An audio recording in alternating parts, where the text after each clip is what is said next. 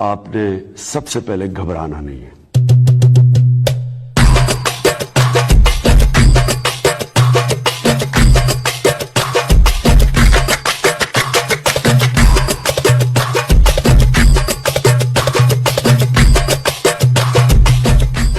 Best performance अभी तक जितनी भी हमने उनकी परफॉर्मेंसेस देखी हैं, अच्छी क्रिकेट खेली है, लेकिन आज वो कंप्लीटली डोमिनेट हुए from New Zealand courtesy that wonderful knock, and they just seemed that they were completely on it as a team in terms of qualification. मेरे साथ मौजूद है सिकंदर बख्त जो कि मेरे को होस्ट हैं। सिकंदर, बड़ी कहते हैं ज़बरदस्त परफॉर्मेंस थी न्यूजीलैंड की तरफ से, और साउथ अफ्रीका क्या कहेंगे, कहाँ क्या गलतियाँ की इन्होंने? लगा ही नहीं कि ये वो टीम है जो अनबीटन आई है सेमीफाइनल में, आउटस्मार्ट, आउटप्लेड, आउटशाइंड बाय न्यूजीलैंड।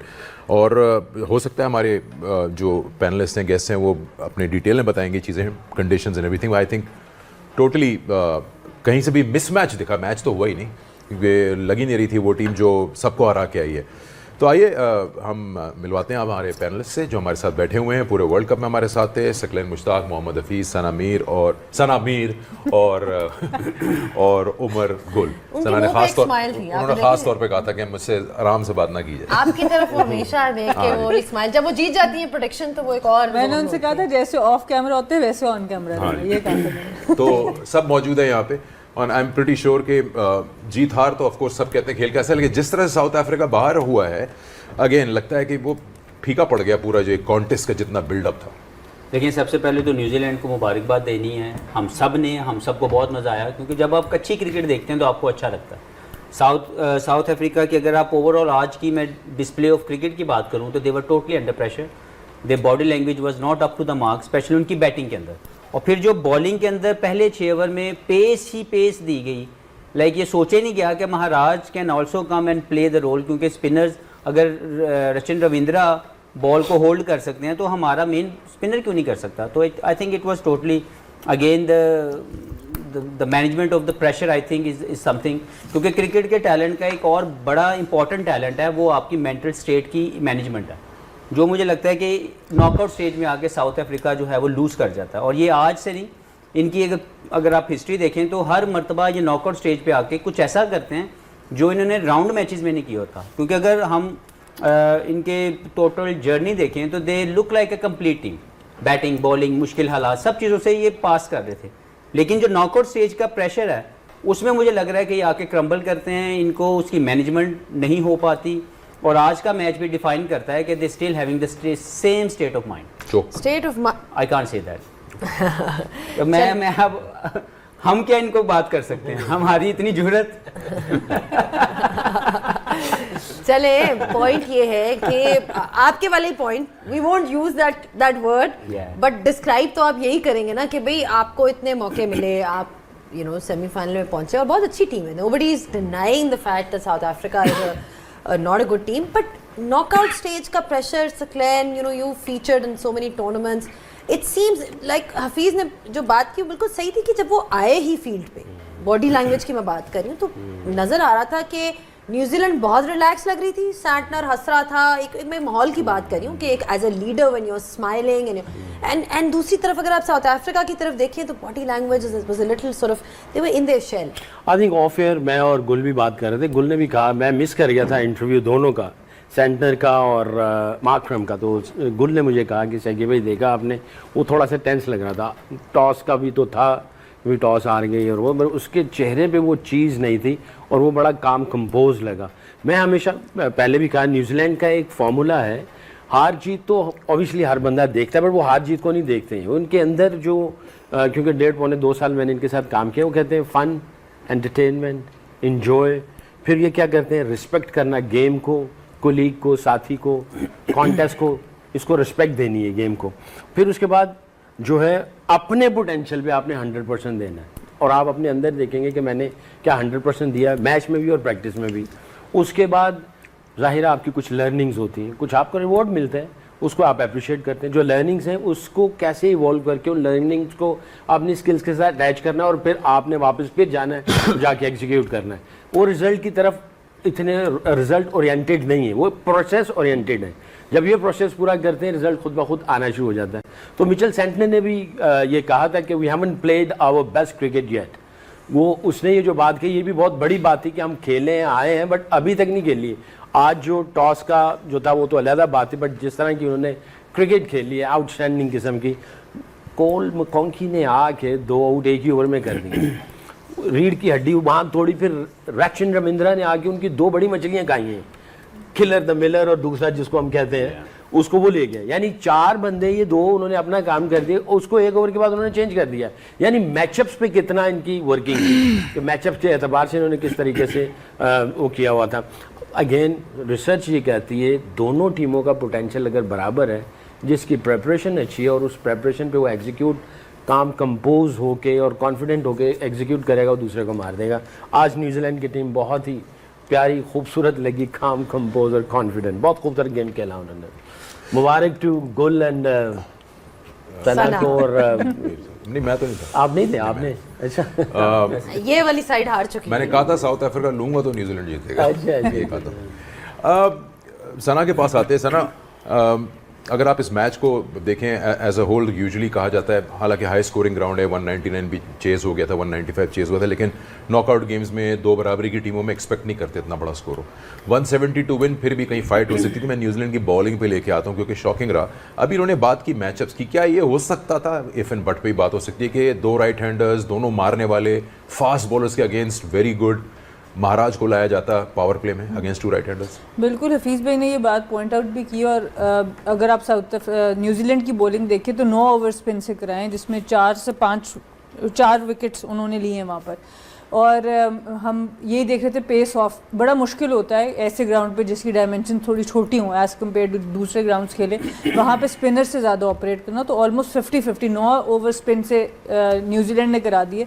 वो ट्रिक मिस कर गया साउथ अफ्रीका। और आई थिंक जो पिछले मैच में न्यूजीलैंड ने कैप्टनसी में थोड़े से ब्लंडर्स किए वो सारे उसको ठीक करके लाए। बहुत ही आउटस्टैंडिंग प्लानिंग नज़र आई और एग्जीक्यूशन भी उसी मुताबिक नज़र आई। जो मुझे सबसे इंप्रेसिव लगी न्यूजीलैंड की बात, जो चेंज ऑफ पेस उनके बॉलर्स ने कराई है, स्पिनर्स ने ख़ास तौर पे। अगर आप सैंटनर को देखें, अगर आप रचिन रविंद्रा को देखें, तो अपनी नॉर्मल पेस से बहुत हटके आज बॉलिंग कराई, बहुत पेस ऑफ उनका नज़र आया बॉलिंग में। और दूसरी तरफ देखें तो एडन मार्करम अंडर प्रेशर, जैसे सबने बात की, बैटिंग में भी नज़र आया। आज लग रहा था कि वो कप्तानी लेके अपने साथ गए हैं बैटिंग में, क्योंकि उनकी शुरू में उन्होंने खुद ही अपने पे प्रेशर डाला एट द टॉस के हमें बैटिंग का स्टार्ट बहुत इंपॉर्टेंट देना है। ऑब्वियसली देना है, बट वो उनके जहन में था कि एज ए कैप्टन मुझे लीड फ्रॉम द फ्रंट करना है। वो अनफॉर्चुनेटली हो नहीं सका। और फिर ना वो खुद बॉलिंग पे आए, ठीक है 2 राइट हैंडर्स लगे थे, लेकिन चेंज आपने करना होता है। या महाराज को लेके आते, आर्म बॉल्स काफ़ी काम आ सकते थे, आप उसको थोड़ा सा स्लोअर वन से वो स्पिन भी करा सकते हैं। बट ऑब्वियसली जब आपको पता होता है एक हाई स्कोरिंग ग्राउंड है, वहाँ पर हमने बिलो पार स्कोर किया है, तो एट टाइम्स फिर चेज इसी तरह का होता है, या तो बिल्कुल फंसता है या तो फिर एक तरफा हो जाता है। और ये फिर अनफॉर्चुनेटली उनके साथ हुआ। बिल्कुल उनके पास ऑप्शन था। हमने देखा है कि पावर प्ले में ठीक है लेफ्ट हैंडर्स के अगेंस्ट मार्करम ने भी कराई है, महाराज भी एक ऑप्शन है। I am talking about power play because that is the time which is where they needed wickets, शुरू में चाहिए थी। जी उमर, अब थोड़ी सी न्यूजीलैंड की साउथ अफ्रीका की अगर बॉलिंग की बात करें तो यानसन वेरी एक्सपेंसिव, 18.70 का इनका इकोनॉमी है। और इसके अलावा भी सो आई मीन ये पिच और कंडीशंस के मुताबिक कहाँ पे उन्होंने गलती की, क्योंकि शुरू में हमने कंडीशंस पे देखा भी था, एरन फिंच ने मेंशन किया था about the uneven bounce and how ये सूरत हाल उन्होंने डिस्क्राइब की थी। सो इस चीज़ के बारे में क्या कहेंगे कि न्यूजीलैंड कितना अडेप्ट किया उन्होंने कंडीशंस को और साउथ अफ्रीका ने कहाँ मिसरीड किया इन कंडीशंस को? देखिए सबसे पहले तो मेरा ख्याल से क्रेडिट जाता है टिम साइफर्ड को और फिन एलन को, द वे उन्होंने जिस तरह की बैटिंग की, ऑल्दो उनको पता था कि कितने स्ट्रॉन्ग बॉलिंग अटैक है, स्पेशली पेसर साउथ अफ्रीका के, उन्होंने जिस तरह डोमिनेट किया from the very first over और पावर प्ले को जिस तरह यूटिलाइज़ किया, मैंने कहा very well done both of them. उसके बाद आई थिंक टॉस के बाद हमने जब उन्होंने टीम अनाउंस किया तो हमें पता चलेगा कि जिस तरह का पिच है थोड़ा सा वो लग रहा था कि लो एंड स्लो लग रहा था। तो वहाँ पे मेरे ख्याल से हम जो रिसोर्स की बात कर रहे हैं तो न्यूजीलैंड के पास ज़्यादा बेहतर रिसोर्स थे इन टर्म ऑफ स्पिनर्स। क्योंकि उन्होंने जिमी नीशम के लेके आए, उनकी एक तो बैटिंग लंबी होगी, प्लस ये कि अपने आप को एक कुशन दे दिया कि जहाँ पे अगर पेसर की ज़रूरत पड़ सकती है, अगर बॉलिंग सेकंड भी आ जाती है तो एटलीस्ट अगर ओस पड़ती या जहाँ पे स्पिनर्स को हेल्प नहीं मिल रही तो तीसरा पेसर उनके पास था। उसके अलावा रविंद्रा वो बॉल कर रहा है, फिर एलन उसको मैकेनिको को जिस तरह यूज़ किया पावर प्ले में मैचअप किया, आई थिंक वो कैप्टन का बड़ा अच्छा डिसीजन था। तो उनके पास रिसोर्सेज ज़्यादा थे। जहाँ तक साउथ अफ्रीकन की बॉलिंग की है तो आई थिंक थोड़े से कंडीशन बेहतर हो गए थे। पहली बैटिंग में थोड़ा सा बॉल इस तरह बल्ले पे नहीं आ रहा था, स्लो आ रहा था। बाद में थोड़ी सी under the light ball skid होना शुरू हो गया था और हल्के से मेरे ख्याल से ड्यू भी पड़ गए थे, जो वो दिखा भी रहे थे। वो जो कैमरा है, वो कौन सा बगी कैमरा, उसके जो टायर थे वो दिखा रहे थे। आई थिंक साउथ अफ्रीका ने अर्ली ऑन थोड़ा सा ये कि अपने आप को अलाउ नहीं किया कि विकेट ले, थोड़ी सी उनकी लाइन और लेंथ उन्होंने मिस किया है। और जिस तरह हम बार बार जिक्र कर रहे हैं कि हफीज़ ने भी मेंशन किया, सना ने भी, कि मार्करम ने थोड़ी सी गलती की कि जहाँ पे आपको पता है कि विकेट आप थोड़ा सा बेहतर खेल रहे हैं तो वहाँ पे आप अपने आप को एक चांस दे रहे थे। अगर पेसर को 1-2 ओवर आपने ट्राई किया, उनको रन्स पड़ रहे तो आप लेके आओ अपने एक्सपीरियंस जो बॉलर है महाराज को, लेट्स ट्राई मे बी कि वो आपको ब्रेक थ्रू दिला दे, क्योंकि आपका मैचअप भी बनता है, 2 राइट हैंडर खेल रहे हैं, एटलीस्ट आप ट्राई करो। अगर विकेट आपको मिलती है तो ठीक है, अदरवाइज रन्स तो दूसरों के भी बढ़ रहे थे। आई थिंक थोड़ी सी कैप्टेंसी का वो आया, प्लस बॉलर्स का आज उन्होंने अपने लेंथ को मिस किया, थोड़े से वो प्रेशर में आ गए थे। कैप्टेंसी की बात करें तो आई थिंक आज थोड़ी सी कैप्टेंसी बेहतर थी सेंटनर की, इसको और बेहतर कर सकते हैं, क्योंकि फर्स्ट जब उनके 12 ओवर के बाद उनके एक बॉलर शॉट था, जिमी नेशम से पहले ओवर में उसको 22 रन के 17 रन पड़ गए थे, लेकिन वहाँ पे उसने मैकोंकी को यूज़ नहीं करना था क्योंकि राइट ही आ गए थे। 12-13 ओवर के बाद स्ट्रेट अवे उसने नीशम को लेके वहाँ पे उसको एक विकेट मिली है, तो उनके जो सेट बैट्समैन थे आउट हो गए।